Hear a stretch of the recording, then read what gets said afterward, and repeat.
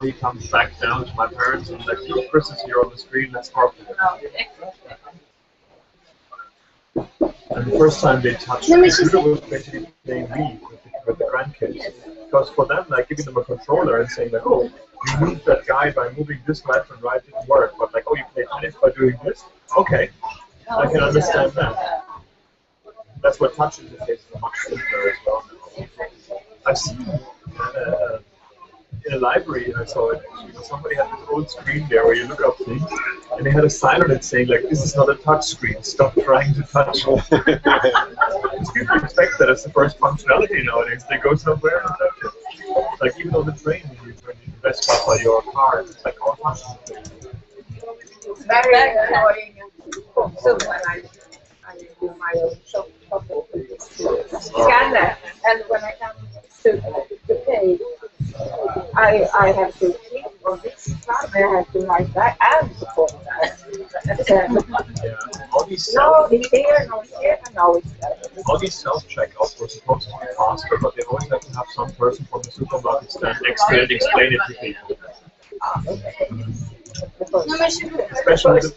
Especially the bags here as well. Like, no, your bag has to be exactly in that place, otherwise you don't get your stuff at them. And you're like, I don't need a bag. Like, what do I do now?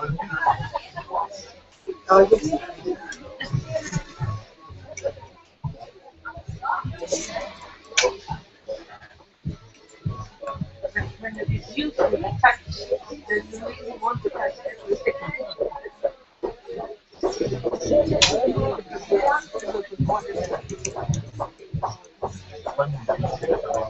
I just wrote an article about a customer who smartwatches about improving the test rate. That's it. As much as I look awesome and I get like data on them, walking to a computer and hoping he understands what you said is just not good enough. I mean, for people with disabilities, like Dragon Natural Speaking is really good for that. But the thing that needs Google's connectivity, not really. And you don't want these sitting here and saying, all of us talking about cameras, that doesn't work. Voice recognition, like you talk to your phone, your watch and you say like, okay Google, show me a map. And it shows you a map where you are. Yeah. But typing a long text is faster by typing than by speaking it.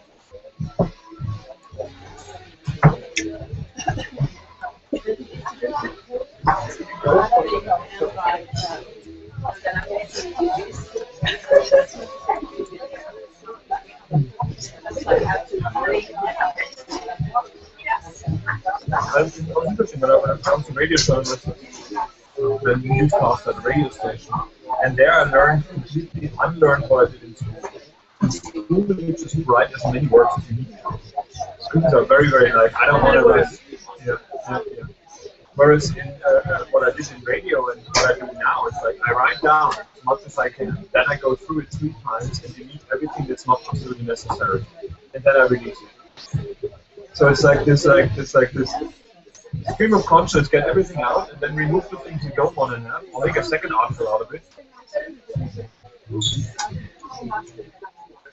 Yeah. Yeah.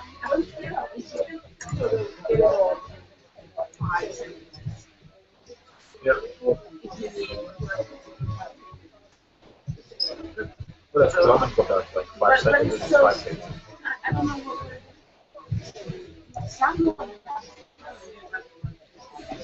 Yeah. Well, you want an end goal, I guess.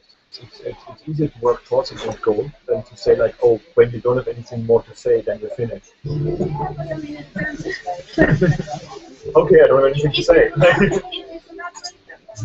Yeah. Yeah.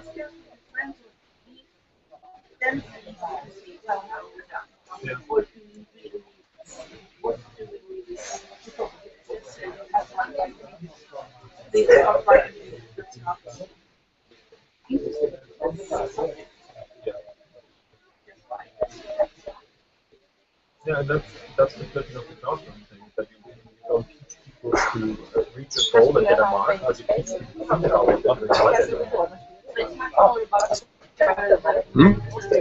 Jo kör till öppna platser och så går det till event.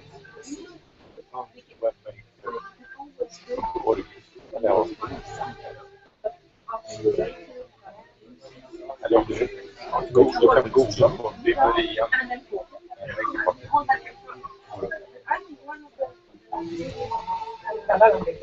Mm.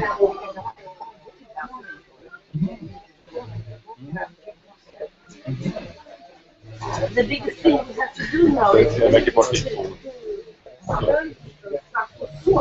Om jag minns rätt så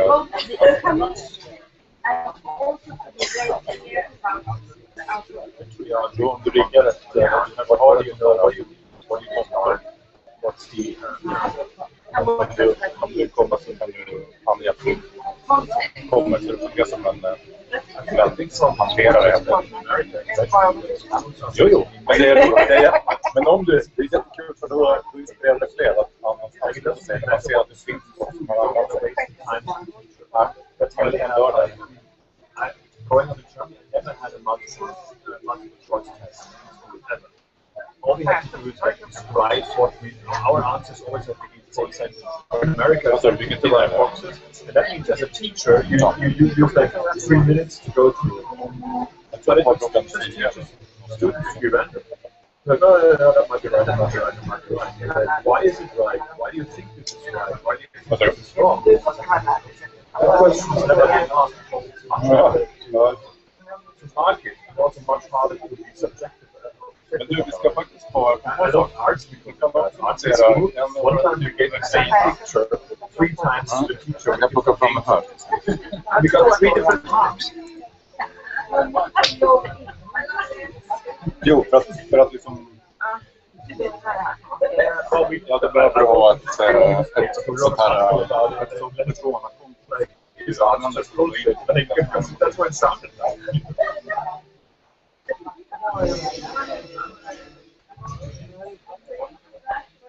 Det är möjligt att du har det.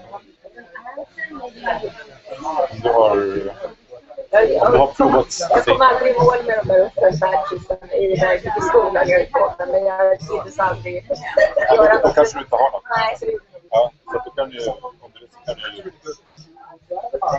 det går ju snabbt att skaffa. Det är ju mer som att bara man använder det för att verifiera sig.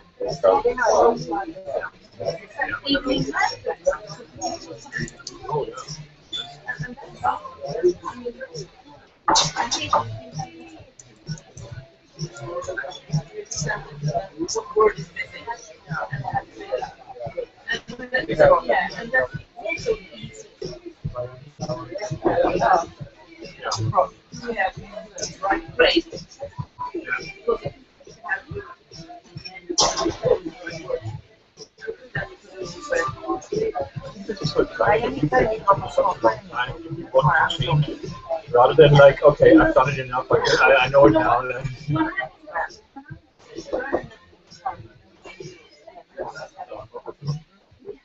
Då, du får gärna använda den här. Om du vill kan du.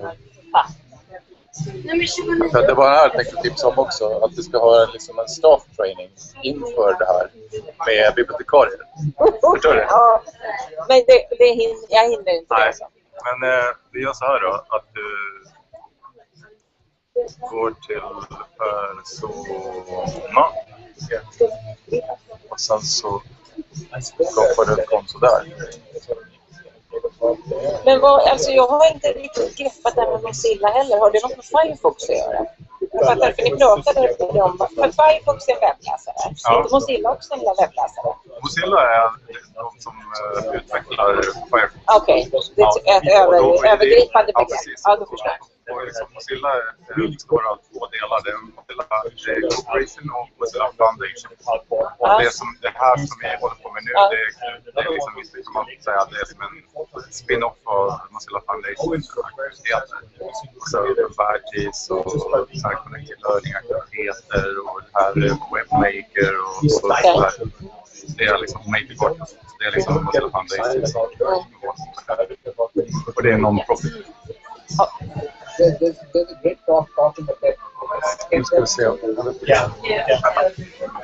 It's amazing.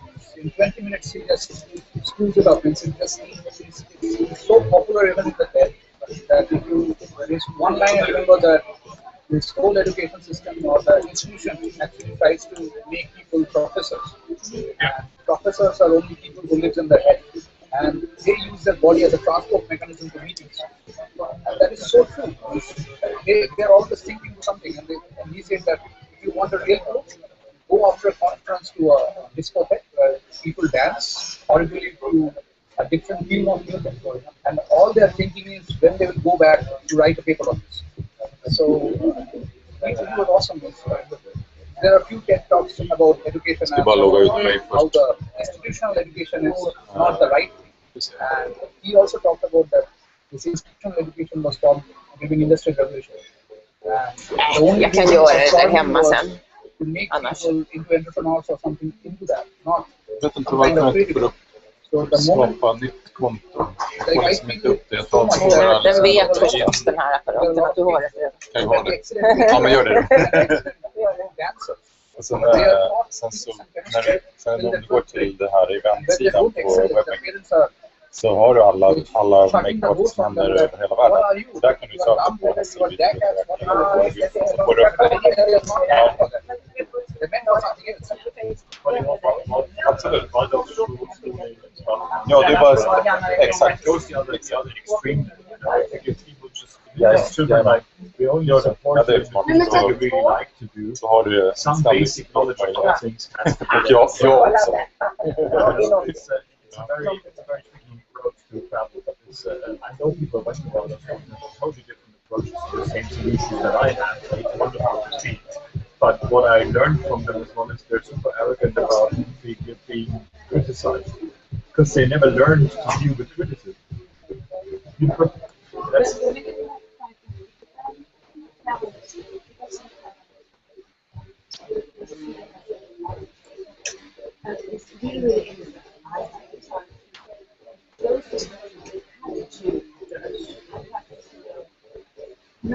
yeah.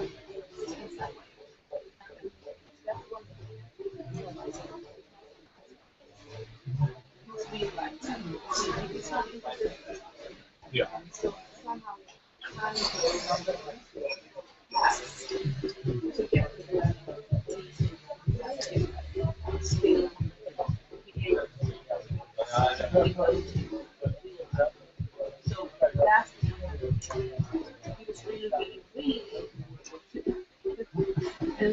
Somehow we managed to get everything. So he was still in That's the German education system. and he was still he didn't start at all.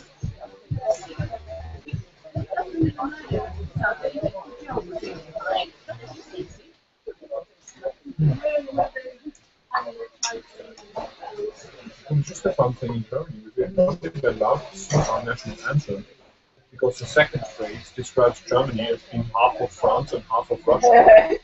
Because it talks about the geographical borders that Germany had before the Second World War, and that's not the case any longer. That's why we're not legally allowed to sing that phrase. I think about it. No, we just sing the third one. We only have one verse. Yeah, we have only one verse in our national anthem. Not really anymore. There you go. Yeah. Don't mention the war. Yeah. I have a question. Because I'm thinking of the if someone is watching right now, I'm not really sure, maybe, and I'm not really sure. Yeah, I'm not really even sure if they can hear us well or not right now. This is just a test for combining such a meeting that we are having now with Google Hangout. Do you feel that this is only a way of expanding the meeting, or is it also, can it be an introduction to such a meeting that you don't, if people feel if they don't like to be watched, or can it be a sort of non-inclusive to open up a meeting of this kind? I'm just curious to know what about this. Yes, of course. I do. You don't like it? Because I find that it's sort of built-in conflict between those who want to exist, who are curious and want to be part of the conversation, and those who want to be part of the conversation but don't really like the idea of being there. I think the problem is we're having random conversations here, and people at home would be like confused by now. Yeah, that's what. Yeah, it's like when you dial into a call in America, when their office woke up at 9 o'clock and 5 o'clock in the evening, and there's three random people talking to each other over a telephone. I hate it. Useless. I'm like, okay, it makes more sense to actually do it beforehand and say like, hey, here's 5 expert meeting. Do you have questions, and collect questions from the outside, and then have our meeting, and then later on record a short video of us answering what our answers were. So to make it asynchronous and not like this at the same time, because at the same time connectivity issues will always get into your way. So I think it makes more sense to have like questions before, or not an agenda, but if people want us to talk about something, then like, oh, here's what we talked about. Yeah. And that way we also have a lesson for ourselves to see if it was just hey, we had a coffee, or hey, there were some ideas coming out.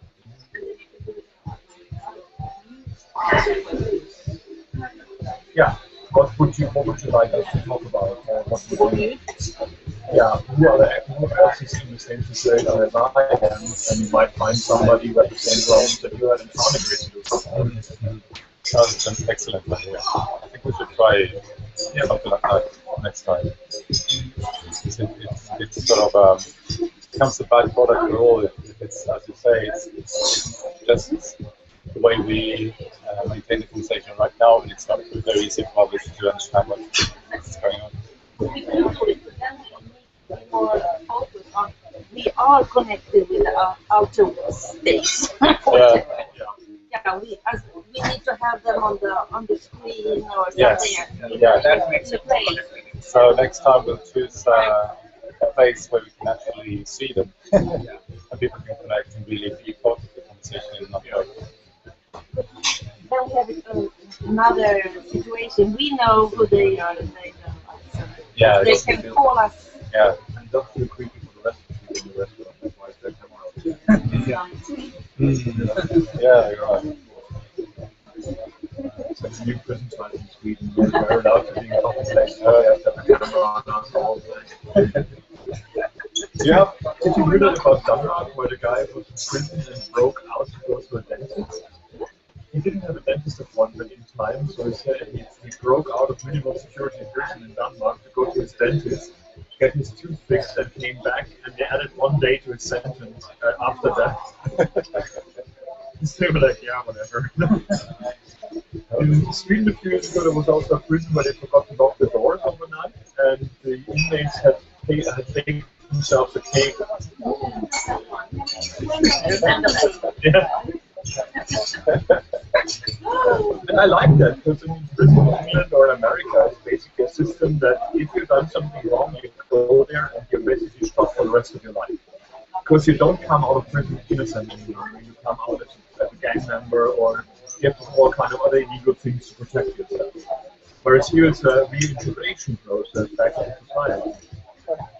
Well, except for the guy there was one guy that said like 16 murders and didn't do any of them. In the 70s, he just kept giving him drugs to remember, and he was a drug addict, so he was happy about getting drugs. So he just like admitted to more and more murders that he had done that he didn't.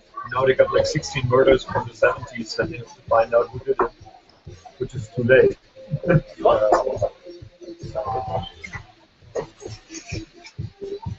So do you have any idea of what could be the next place for like this, where we can have this place to take the possibilities? Do you have any idea?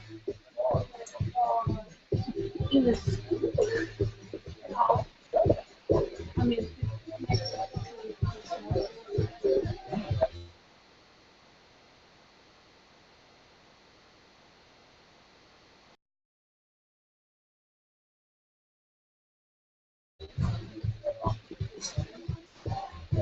Yeah,